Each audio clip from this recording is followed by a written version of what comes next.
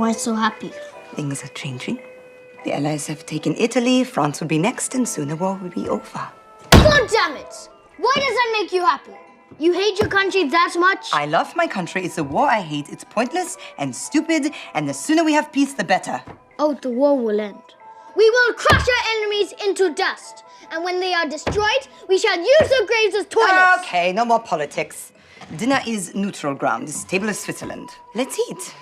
Tell me about working with Taika, how you got to know him, and what is he like to work with on your respective processes? Does he throw out a shot list? Is he like, no, we're not doing that today?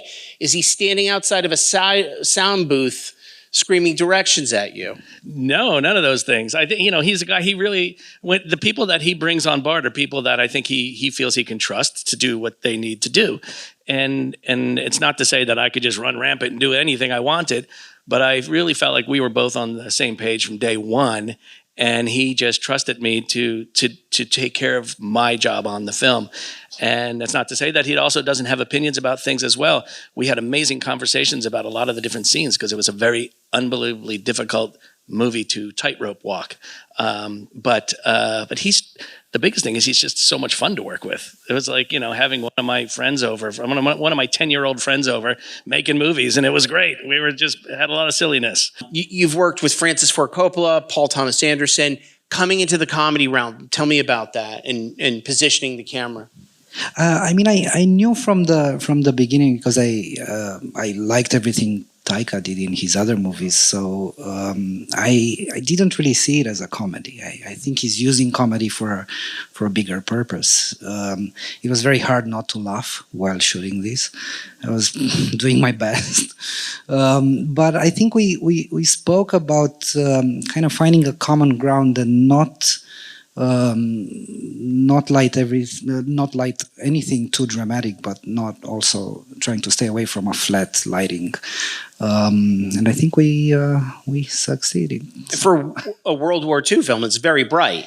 It is, and also very colorful, and that was something that kind of came from all departments, just from costume samples and art sketches. And it was this idea that we spoke about, like, I was shocked the first time when I saw color footage from World War II, because we were so used to black and white and desaturated. And when you think of movies about World War II, they usually are going towards a more desaturated look. But we thought that might be the best approach, especially because it's JoJo's story and the way he sees the world around him. But it turned out it was very close to reality. And we knew that will allow us to shift the tone later and go more towards a colder palette towards the end of the movie. This score, everything you do is so different. Coco is completely different from Incredibles, and yet it's from Up, and then in the end it's you. You just know it's you. It's got your voice and your spirit. With this, we hear children's choirs, chimes, recorders. This film for me was a chance. What I wanted to do more than anything, and after reading the script, after seeing the film, and I wanted to be able to use children's voices to say something, which was, the movie, I decided the movie would start out with children singing a very fascist march. And they're singing these lyrics that if you read these lyrics, you'd be like, that's a fascist march. I don't know if I should be listening to this.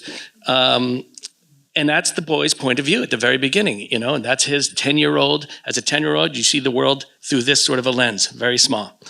But as the film goes on, I wanted the music to expand, and I wanted to play that song again later on when he's in the middle of watching the world fall apart around him.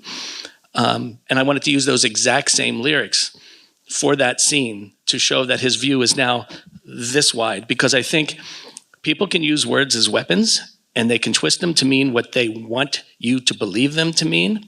And that is what was going on then. It is what is going on now. And I feel like I wanted to be able to read those words again and have an understanding of, or listen to those words again, even if it was subliminal. I'll put it online so you can read them. But the idea was that those words actually mean kindness, they mean respect, they mean tolerance. And it's all in how you perceive something, all in how you are told to look at something. And especially as children, children are told to look at things in very particular ways by grown-ups. And if you have a grown-up in charge who is telling them to look at things in the wrong way, then we have a lot of trouble. And that's what I love about this movie, is sort of a voice in a world where you need to be saying to people, listen to the truth, don't listen to the words.